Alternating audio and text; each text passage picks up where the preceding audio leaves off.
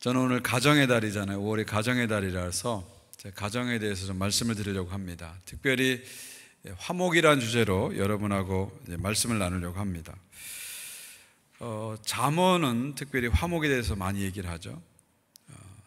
잠언에서 보게 되면요, 가정의 가장 중요한 것은 화목이다. 행복한 가정은 화목한 가정이다. 이렇게 정의하고 있습니다. 가정에서 제일 중요한 게 화목이다. 이것이 잠언의 가정에 대한 철학이다. 이렇게 보시면 됩니다. 잠언 15장 16절 17절 한번 제가 읽어드릴까요? 가산이 적어도 여호와를 경외하는 것이 크게 부하고 번뇌하는 것보다 나으니라. 채소를 먹으며 서로 사랑하는 것이 살찐 소를 먹으며 서로 미워하는 것보다 나으니라. 여기 16절 보시면요, 가산이 적어도 여호와를 경외하는 것이 크게 부하고 번뇌하는 것보다 나으니라. 이게 무슨 얘기입니까? 좋은 가정은 재산의 유무나 재산의 다소에 달린 것이 아니라는 것입니다. 물론 그렇다고 해서 재산이 적은 집이 좋은 집이고 재산이 많은 집은 나쁜 집이다, 그런 뜻은 아닙니다. 그런 뜻이 아니에요. 재산이 없어서 오히려 걱정것이 많고 그래서 가족들 안에 다툼이 있는 집안도 있고요, 반대로 재산이 너무 많아서 번뇌가 많고 그래서 다툼이 있는 그런 집안도 있을 수 있죠. 뭐 거꾸로도 있을 수 있잖아요. 가진 게 너무 없기 때문에 싸울 일이 없어요. 그래서 행복한 집안도 있고요, 반대로 어떤 집안은 가진 게 너무 많아서 가족 간에 그 재산을 갖고 싸우다 보니까 행복을 잃어버리는 그런 가정도 있습니다. 결국 이 말씀이 의미하는 것은 뭐냐면, 재산이 있냐 없냐 그게 중요한 것이 아니라 번뇌가 없고 다툼이 없는 집, 한마디로 화목한 집이 행복한 집이다. 화목한 집이 좋은 가정이다, 그런 얘기죠. 그리고 그것을 위해서는 여호와를 경외하는 신앙이 중심에 있어야 된다, 그 얘기를 하고 있는 것입니다. 7절 말씀도 같은 맥락이죠. 채소를 먹으며 서로 사랑하는 것이 살찐 소를 먹으며 서로 미워하는 것보다 나으니라. 그러니까 가정은 뭘 먹느냐 이거보다는 가족 구성원이 어떤 관계를 맺고 있느냐, 이게 중요한 거죠. 요즘은 좀 먹는 것에 사람들이 너무 목숨을 거는 것 같아요. 유튜브를 봐도 계속 먹방, 먹는 게 너무 많아요. 그래서 너무 먹는 것에 우리가 치중하지 않나, 그런 생각이 들어요. 근데 잠언에 의하면 무엇을 먹느냐가 중요한 게 아니라 가족 구성원이 어떤 관계를 맺고 있느냐, 이것이 가정의 중요한 키라는 것이죠. 이 말씀도 무조건 채소를 먹으면 서로 사랑하게 되고 고기를 먹으면 서로 싸운다, 그런 뜻은 아니죠. 어떤 집은 채소만 먹다 보니까 신경질 내는 집안도 있어요. 우리 집은 맨날 풀떼기만 먹어, 그러면서 싸울 수 있어요. 또 반대로 어떤 집은 고기를 잘 먹으니까 이게 사람들이 만족해요. 그러니까 느긋해져요. 그래서 싸우지 않는 분도 있어요. 또 반대일 수도 있잖아요. 어떤 집은 풀만 먹으니까 사람들 힘이 없어요. 그러니까 안 싸워요. 근데 어떤 집은 고기를 진탕 먹다 보니까 힘이 남아도니까 그 힘을 쓸 데가 없으니까 서로 막 싸우는 집안도 있는 거죠. 그러니까 여기서 말씀하시는 핵심은 뭐냐면, 중요한 건 뭐냐면, 식구들이 서로 미워하지 않고 싸우지 않고 서로 사랑하며 사는 과정이 행복한 가정이라는 거죠. 결국은 화목한 가정이 행복한 가정이다, 이 얘기를 잠언이 하고 있는 것입니다. 그리고 이것을 위해서는 여호와를 경외하는 신앙이 전제되어야 된다, 이 말씀을 하고 있는 것이죠. 또 한 군데 찾아보면 잠언 17장 1절을 보십시오. 마른 떡 한 조각만 있고도 화목하는 것이 제육이 집에 가득하고도 다투는 것보다 나으니라. 마른 떡, 우리 한국 사람은 떡을 먹지만 유대인들은 빵을 먹기 때문에 마른 빵이죠. 마른 빵 한 조각 가지고 화목하는 것이 제육, 고기가 가득 쌓이는 집에서 다투는 것보다 낫다는 것이죠. 결국 여기서 보게 되면요, 가정에서 중요한 건 돈이 아니라 화목이라는 것을 다시 한번 가르쳐주고 있는 것입니다. 그러니까 우리가 가정에서 가장 먼저 지켜야 할 것은 화목입니다. 절대로 화목을 빼앗겨서는 안 됩니다. 잠언 기준으로 행복한 가정은 돈이 많은 가정이 아니에요. 자녀들이 잘 되는 가정이 아니에요.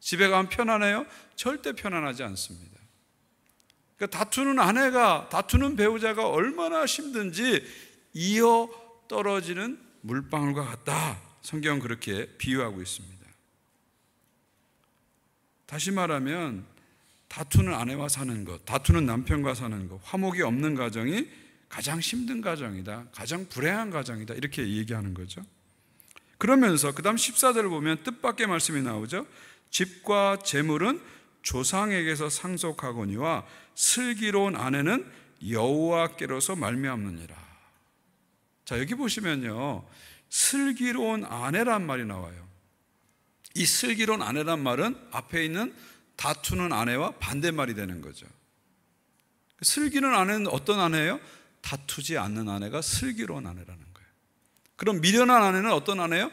다투는 아내가 미련한 아내라는 것이죠. 여러분, 이거 잘 생각하셔야 돼요. 슬기로운 아내는 다투지 않는 아내고요, 화목을 추구하는 아내고요, 슬기롭지 못한 아내, 미련한 아내는 다투는 아내, 화목을 깨는 아내라는 것을 잠언이 그렇게 정의하고 있습니다. 이건 우리들에게 아주 중요한 얘기를 하고 있습니다. 여러분, 똑똑한 것과 지혜로운 것은 다른 겁니다. 영어로 하면 스마트한 것과 와이즈한 것은 다른 거예요. 어떤 부인들은 너무너무 똑똑해요. 정말 똑똑함이 똑똑똑 떨어져요. 그냥 똑소리가 나는 분들이 있어요. 이런 분들이 주로 하는 말이 뭐예요? 나는 틀린 걸 절대 말하지 않아. 내가 하는 말은 옳아. 나는 틀린 것을 볼 수가 없어. 뭐 이런 식으로 얘기하죠. 정말 똑똑하죠. 근데 그 똑똑함을 통해서 어떤 문제가 생겨요? 남편과 자녀들과 갈등이 생기고, 더 나아가서 주변 사람과 갈등이 생기는 거죠. 똑똑하긴 하지만 이 사람은 지혜롭지 못한 거예요. 진짜 지혜로운 사람은 자기의 똑똑함을 가릴 수 있어야 돼요. 자기 똑똑함을 덮을 수 있어야 돼요. 자기 똑똑함을 숨길 수 있어야 돼요. 그래서 화목을 만들어내는 아내가 잠언에 의하면 똑똑한 아내라는 거죠. 남편도 마찬가지입니다. 어떤 남편은 똑똑한 남편이 있어요. 그래서 아내들에게 또 자녀들에게 내가 언제 틀린 말 하는 거 봤어? 이렇게 얘기하세요. 항상 시작이. 그러면서 정말 자기 확신을 가지고 얘기하세요. 정말 똑똑해요. 사회적으로 똑똑하고 경험도 많고 지식도 많고 똑똑해요. 그러나 지혜롭지는 못해요. 왜냐하면 자신의 똑똑함으로 화목을 깨기 때문이죠. 그러니까 진짜 똑똑한 사람은, 진짜 지혜로운 사람은 화목을 위해서 자기의 똑똑함을 가릴 수 있는 사람, 숨길 수 있는 사람, 그래서 화목을 만들어낸 사람이 진짜 지혜로운 사람이죠. 여러분, 한국말에 나쁘다, 좋다란 말이 있는데요, 나쁘다란 말은 어디서 왔는지 아세요? 나뿐이다, 여기서 온 거예요. 나뿐이다. 나뿐이다. 나만 오라. 나만 위해줘. 이거 나쁜 거예요. 좋다란 말은 어디서 온지 아세요? 조화롭다에서 좋다가 왔어요. 다른 사람과 조화롭게 지내는 것은 좋은 거죠. 좋은 거죠. 그 사람으로 얘기하면 어떤 사람이 나쁜 사람이에요? 칼로 사람 죽이고 사기치는 사람도 나쁜 사람이지만 진짜 나쁜 사람은 뭐예요? 나뿐이야. 나만 오라. 이거 나쁜 사람이라는 거예요. 좋은 사람은 어떤 사람이에요? 화목을 만들어내고 평화를 만들어내고 더불어 함께 살아가는 사람이 진짜 좋은 사람이다. 저는 저와 여러분이 진짜 좋은 사람 되기를 주의 이름으로 축원드립니다. 저는 교회도 마찬가지인 것 같아요. 교회도 마찬가지 같아요. 교회 가장 중요한 것은 화목이라고 생각합니다. 교회 가장 중요한 것은 평화라고 생각합니다. 저는 1996년에 캐나다 왔습니다. 유학생으로 와서 이제 공부하다가 이민 목회를 하게 됐어요. 지금까지 한 30년 가까운 시간 동안 다양한 교회를 목회했어요. 담임 목사로서, 또 협동 목사로서, 또 부목사로서 다양한 교회를 목회했어요. 토론토 영락교에서도 부목사하고, 또 제가 벌링턴 지역에서도 한 14년 동안 담임 목회하고, 지금 현재는 본하나님께서 담임 목회하고 있습니다. 또 어떤 경우는 아주 작은 교회에서 목회를 한 적도 있고요. 제가 이렇게 보니까 지난 30년 동안 토론토 지역에서 30명 교회부터 3,000명 교회까지 다양한 교회를 목회했던 것 같아요. 담임 목사로, 부목사로, 협동 목사로.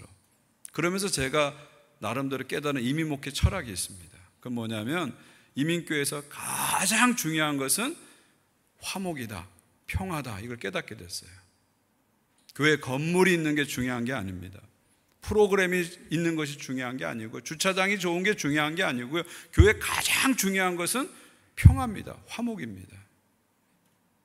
저는 지금까지 많이 봤어요. 그게 깨지니까 교회가 순식간에 깨지는 모습을 너무 많이 봤어요.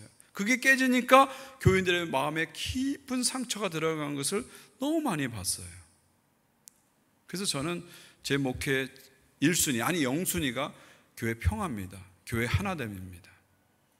어떤 일이 있어도 교회 하나됨을 지키자. 어떤 일이 있어도 교회의 평화를 지키자. 이것이 저의 목회에 항상 1순위로 놓는 원칙입니다. 여러분, 교회 평화, 교회 하나됨은 그릇과 같습니다. 은혜를 받는 그릇이에요. 교회가 하나됨을 유지하고 평화를 유지할 때 하나님의 은혜가 탁 쌓이게 됩니다. 그리고 그 은혜로 교회가 성장하고 아름답게 발전하게 되는 거죠. 근데 평화가 깨지고 하나됨이 깨지면 그릇이 깨진 것처럼 하나님의 은혜가 아무리 부어져도 줄줄줄 새나가게 되는 거죠. 교회 가장 중요한 것은 하나됨을 유지하는 것이죠. 교회 평화를 유지하는 것입니다. 저는 지난 2년 동안 여러분에게 너무너무 감사드려요. 이 런던 땅에서 가장 오래된 런던 한인교회를 여러분은 지켜내셨어요. 교회가 하나됨을 유지하기 위해서 여러분은 지켜내셨어요. 교회 평화를 여러분이 지켜내신 겁니다. 지켜내신 거예요. 그 과정에서 여러분이 얼마나 많은 상처와 아픔이 있었는지를 저는 잘 압니다. 그럼에도 불구하고 여러분이 그리스도의 몸된 교회를 끝까지 지키셨어요. 그리고 오늘 여기까지 오게 된 것이죠. 저는 그것이 하나님 보시기에 정말 아름다운 일을 했다. 교회로 지켜가는 일이 참 귀한 일을 했다. 그렇게 생각합니다. 여러분, 예수님께서 교회를 향해서 가장 원하시는 게 뭘까요? 교회가 하나 되는 것을 원합니다. 교회가 깨지고 찢어지는 거 원치 않고 교회가 하나 되길 원하시죠. 요한복음 17장을 보게 되면 예수님께서 십자가 지시기 전에 드리신 대제사장 기도가 나옵니다. 그 기도의 핵심이 바로 이겁니다. 17장 21절인데요. 우리 한 목소리로 한번 기도하는 마음을 읽어보겠습니다. 시작. 아버지여, 아버지께서 내 안에 내가 아버지 안에 있는 것 같이 그들도 다 하나가 되어 우리 안에 있게 하사 세상으로 아버지께서 나를 보내신 것을 믿게 하옵소서. 아멘. 우리 예수님께서 십자가 지시기 전에 기드리신 기도입니다. 예수님께서 핏값으로 세우신 이 교회가 어떠하기를 원한다고요? 하나 되길 원하시는 거죠. 교회가 하나 되는 것, 교회가 찢어지지 않고 깨지지 않고 하나 되는 것을 우리 예수님은 가장 원하셨죠. 가장 원하셨죠. 그리고 예수님 말씀하시죠. 우리가 하나가 돼야 세상이 알게 되는 거죠. 뭘 알게 되죠? 예수님을 하나님 보내셨다는 것을 알게 된다는 것입니다. 우리가 하나 될 때 세상이 알게 되는 거예요. 예수님을 알게 되고 복음을 알게 되는 거죠. 우리가 깨지면 세상이 그걸 알지 못한다는 것입니다. 저는 그래서 교회가 세상을 위해서 거창한 일을 하지 않아도요, 생각이 다른 사람들, 배경이 다른 사람들, 삶의 상황이 다른 사람들이 모여서 사이좋게 지내는 모습만 보여줘도 저는 세상을 향해서 울림 있는 큰 메시지를 준다고 저는 굳게 믿습니다. 굳게 믿습니다. 이것이 교회를 향한 주님의 마음입니다. 저는 여러분들이 하나님 안에서 지혜로운 사람이 돼서 교회 하나됨을 잃지 않으시고 지난 2년 동안 지켜오시고 이렇게 교회를 든든히 세워가는 모습에 너무나 감사드립니다. 계속해서 정말 지혜로운 사람, 똑똑한 사람이 아니라 지혜로운 사람이 되셔서 교회의 화목함과 하나됨을 이어가서 주님의 몸된 교회를 함께 세워가시는 여러분 모두가 되시기를 주님의 이름으로 축원드립니다. 14절을 마지막으로 다시 한번 보시면요, 이해하기 어려운 말씀이 또 하나 나오죠. 14절 보시면요, 집과 재물은 조상에게서 상속하거니와 슬기로운 아내는 여호와께로서 말미암느니라. 이게 무슨 말일까요? 재물, 재산은 조상에게서 온다는 거예요. 조상이나 부모에게서 오고, 슬기로운 아내는 하나님에게서 온다, 그런 말입니다. 웰스, 재산은 조상이 주고, 와이프, 아내는 하나님이 준다, 이런 말씀을 하고 있어요. 이게 무슨 말일까요? 저는 크게 두 가지 의미가 있다고 생각해요. 하나는 재물보다 슬기로운 아내가 중요하다는 것을 강조하는 겁니다. 무슨 얘기냐면, 조상이 돈이 많아요. 그래서 어마어마한 재산을 물려줬어요. 수백만 달을 물려줬어요. 그래도 슬기로운 아내가 없다면 불행한 가정이 된다는 거죠. 그러니까 재물보다 슬기로운 아내와 화목하게 사는 것이 중요하다는 것을 강조한다고 생각하고요. 또 한 가지 뜻은 뭐냐면, 결국은 아내를 주는 것, 남편을 주는 것은 누가 하느냐?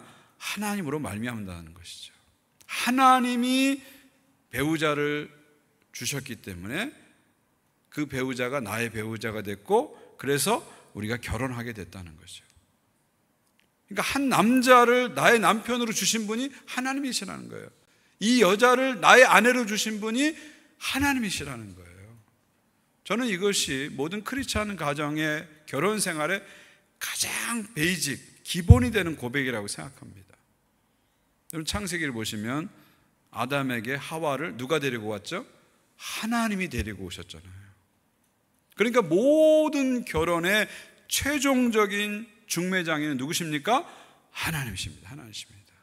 하나님이 여러분의 가정을 이루신 거예요. 하나님이 여러분의 결혼을 이루신 겁니다. 이루신 거죠.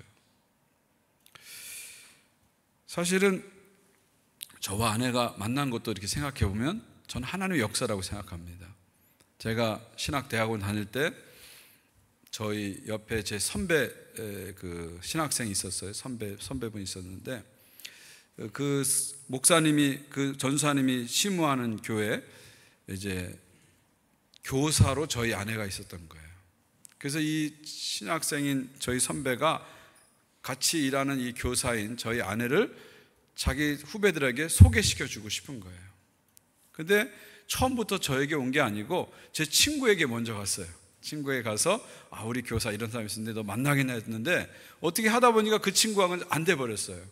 그러다가 이 전사님 포기하지 않고 저한테 기회가 온 겁니다.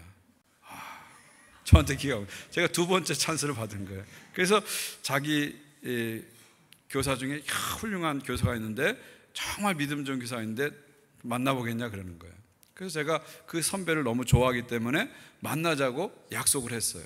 근데 이 선배가 지금 저기 선교사로 나가 계신데, 이 선배가 사람은 너무 좋으세요. 너무 호인이세요. 근데 일을 할 때 꼼꼼하게 하는 스타일은 아니에요. 그래서 저하고 약속을 했는지 안 했는지 대충 해버리고 아내하고는 확실하게 해버린 거예요. 근데 저는 이 선배가 약속을 안 했다고 생각했거든요. 그래서 그 자리에 안 나갔는데 저희 아내는 그 약속 자리에 나가서 앉아 있는 거예요. 저는 모르니까 안 나간 거고. 그래서 제가 아내에게 쉽게 말하면 바람을 맞춘 거예요. 안 나간 거예요. 그러니까 아내도 신경이 확 났죠. 아니, 이 남자가 뭐 어떤 남자길래 이렇게 안 나와, 막 화가 난 거예요. 근데 저는 또 미안한 거고. 그러니까 다시 이렇게 만나야 되는데 서로 만날 마음이 없는 거예요. 그리고 나서 한 학기가 지난 것 같아요. 가을 학기가 됐는데 이 선배가 또 얘기하는 거예요. 너 그 사람 다시 만나볼래? 하는 거예요. 근데 그때는요, 제가 미안한 마음이 들더라고요. 한 번 제가 실수를 했기 때문에 미안한 마음이, 본의 아니 같은 실수했으니까 미안한 마음이 들어서 만나겠다 그랬어요. 그래가지고 어느 가을날 한양대학교 앞에 있는 대사관이라는 레스토랑에서, 그때는 주로 레스토랑에서 손을 봤던 레스토랑에서 아내를 딱 만났는데 너무너무 마음에 든 거예요. 그래서 3번 만나고 제가 프로포즈하고, 그리고 좀 이따 결혼하게 된 거예요.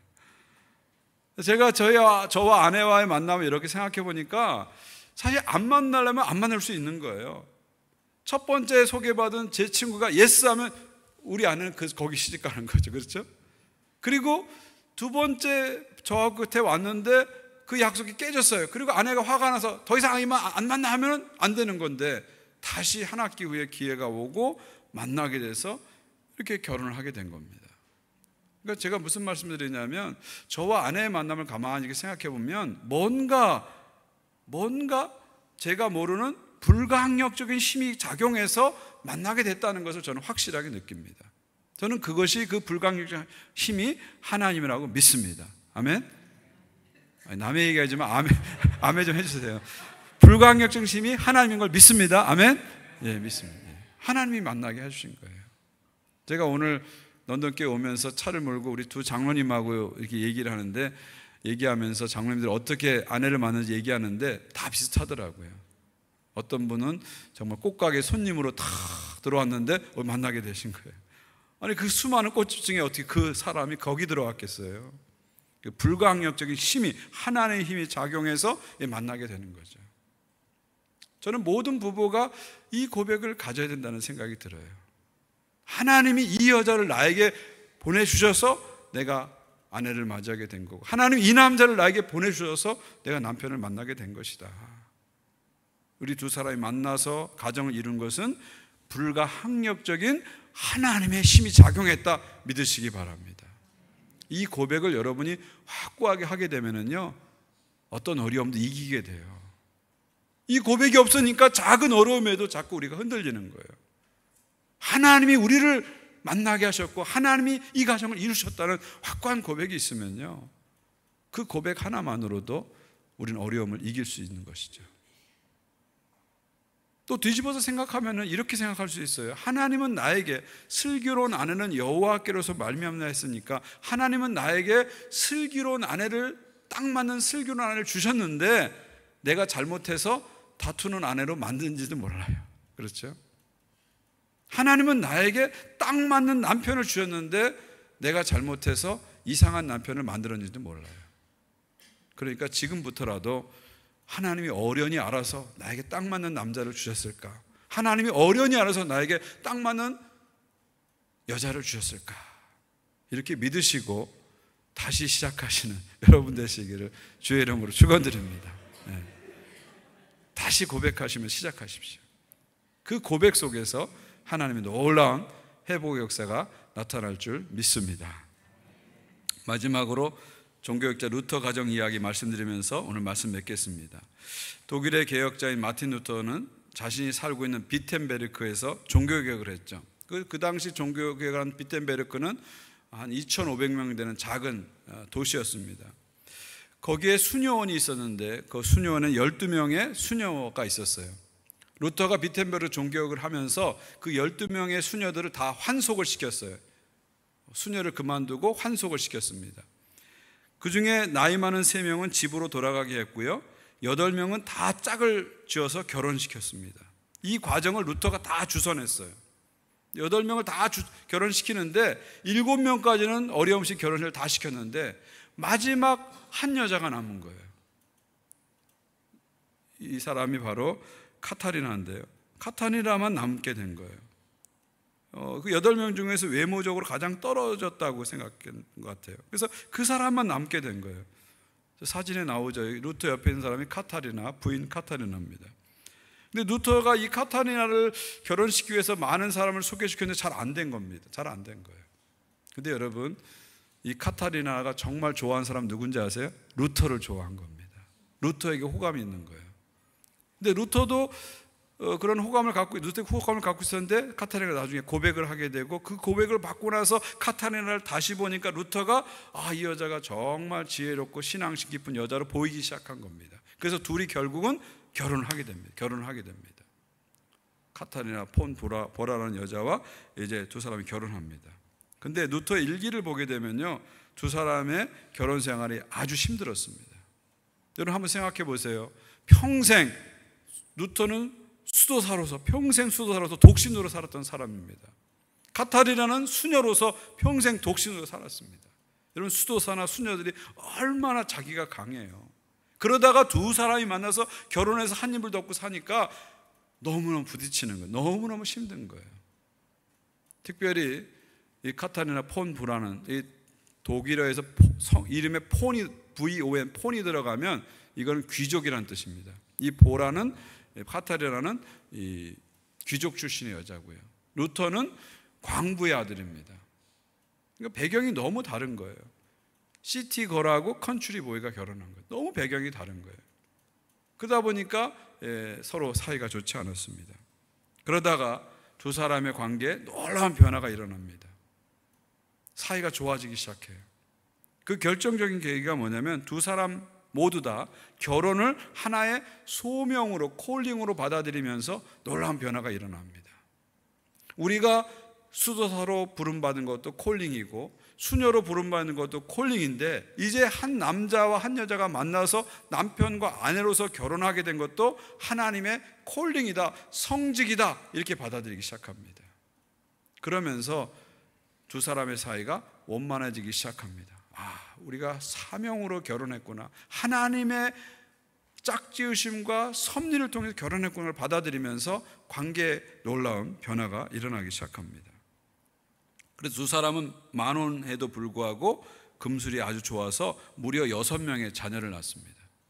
그리고 자기 자식 외에 4명을 입양해서 10명을 키우게 되죠. 그리고 루터도 차츰차츰 가정적으로 변하게 됩니다. 사진 한 장 보여주시면요, 루터가 지금 류트라는, 요즘은 안 쓰는데 옛날 류트라는 악기, 기타 같은 악기인데 이 류트라는 악기를 가지고 자녀들 이렇게 둘러앉아 놓고 같이 노래도 부르고 찬송도 부르는 그런 모습입니다. 가정적인 남자로 변해가죠.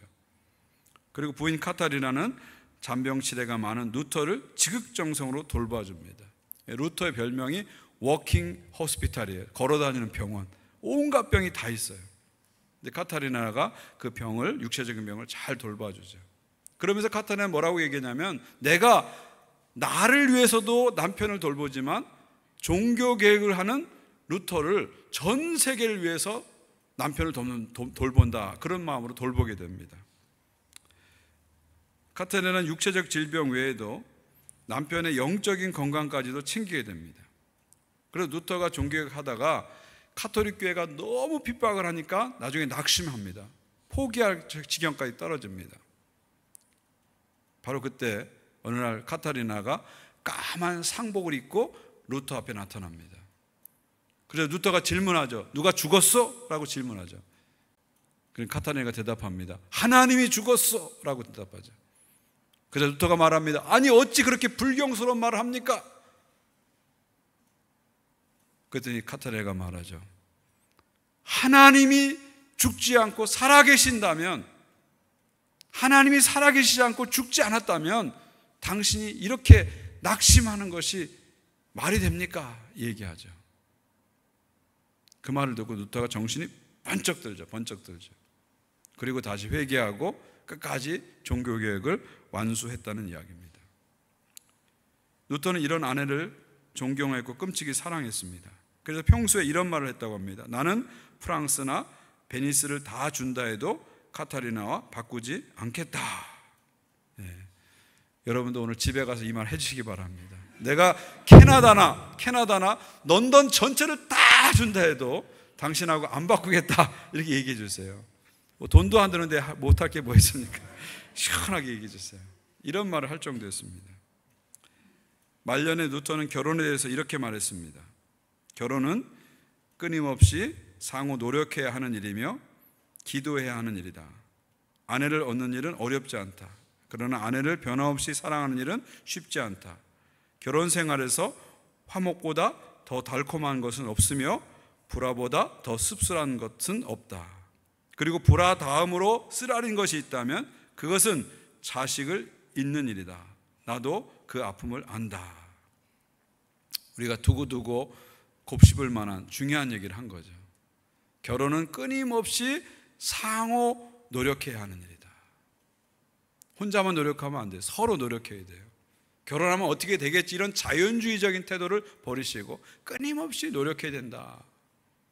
그 다음에 기도해야 하는 일이다. 우리의 노력으로, 우리의 지혜로 가정과 결혼을 다 지킬 수 없기 때문에 끊임없이 하나님의 은혜를 의지하고 기도해야 됩니다.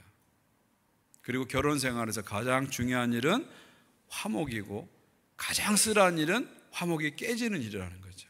화목이 결혼 생활에 가장 중요하다는 얘기입니다. 그리고 마지막 루터가 하는 얘기가 뭐예요? 그 다음으로 쓰라는 일은 자녀를 잃는 일이다. 실제로 루터도 8명의 자녀를 낳았는데 그 중에 2딸을 잃게 됩니다. 이것은 루터에게 아주 쓰라린 아픔이었어요. 그리고 천주교에서는 이런 루터를 공격했죠. 네가 종교 개혁을 하다 보니까 이런 일이 생겼어 하고 공격까지 했습니다. 무슨 얘기입니까? 루터 가정이 행복한 가정이지만, 화목한 가정이지만, 주님을 믿는 가정이지만 그 가정에도 고난이 있다는 거예요. 어려움이 있다는 거예요. 문제가 있다는 거예요. 그러나 루터는 그 문제 때문에 좌절하지 않고 그 문제를 뛰어넘고 하나님의 사명을 끝까지 감당하였습니다. 사랑하는 성도 여러분, 결혼은 소명입니다. 남편과 아내가 만나서 자식을 낳고 키워가는 이 결혼 자체가 거룩한 소명이에요. 여러분은 다 성직자입니다. 남편이라는 성직자, 아내라는 성직자예요. 루터처럼 이것을 소명으로 받아들이세요. 이게 소명이구나, 그렇게 받아들이세요. 그러면 여러분의 결혼을 보는 관점이 달라질 것입니다. 결혼이 하나님 주신 소명이기 때문에 우리는 우리의 감정대로, 기분대로 결혼 생활하면 안 되고요, 하나님 중심대로 결혼 생활을 해야 됩니다. 그리고 그것을 통해서 사명을 감당하고 화목을 이루어 가야 됩니다. 그러나 이것도 우리의 힘으로만 다 되지 않잖아요. 우리의 지혜로 다 되지 않잖아요. 그래서 끊임없이 우리의 가정을 놓고 우리는 기도해야 됩니다.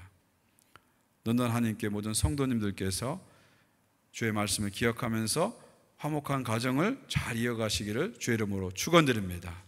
또한 주님이 가장 원하시는 것, 화목한 교회, 하나 되는 교회 늘 기억하시면서 화목한 교회를 계속해서 만들어 가시기를 주님의 이름으로 축원드립니다.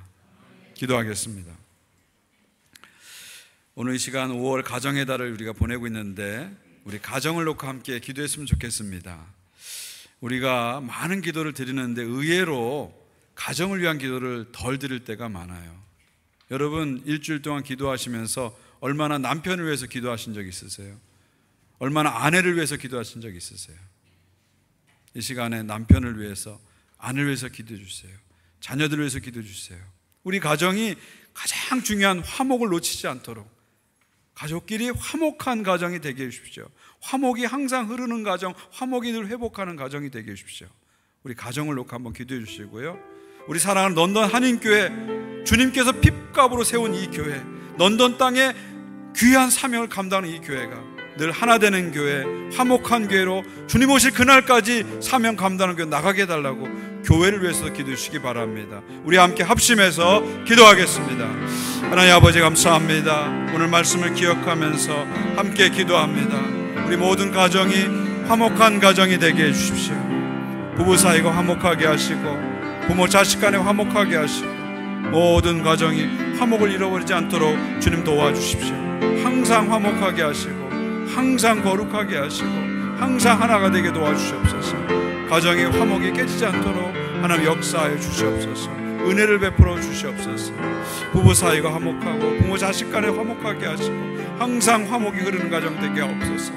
우리 런던 한인교회에서 기도합니다. 사랑은 주님의 몸된 교회가 언제나 화목한 교회가 되게 해주십시오. 하나 되는 교회가 되게 해주십시오. 화목이 깨지지 않도록 도와주시고 항상 화목을 지켜가는 지혜로운 성도들이 넘쳐날 수 있도록 하나님 도와주시옵소서. 하나님 역사해 주시옵소서. 은혜를 베풀어 주시옵소서. 그래서 하나됨을 통해서 세상에 복음을 전하는 교회로 나가게 하여 주시옵소서. 하나님 아버지 감사합니다. 거룩한 말씀을 통해서 우리의 가정이 어딜 향해서 가야 될지를 알려주셔서 감사합니다. 런던 하나님께 모든 가정들이 화목 제일주의로 나가게 도와 주시옵소서. 나를 희생하고 나를 죽이고 가정의 화목을 만들어내는 지혜로운 사람들이 넘쳐나는 가정 되게 하여 주시옵소서. 또 런던 한인교회를 위해서 기도합니다. 주님께서 핏값으로 세운 런던 한인교회, 지난 53년 동안 런던 땅에서 위대한 사명, 귀한 사명 감당한 교회, 주님 오실 그날까지 이 사명 감당할 수 있도록 교회 하나 되게 하시고 화목하게 하시고 평화롭게 하시고, 그래서 주님의 사명을 넉넉히 감당하는 교회로 은혜 베풀어 주시옵소서. 예수 그리스도의 이름으로 기도하옵나이다. 아멘.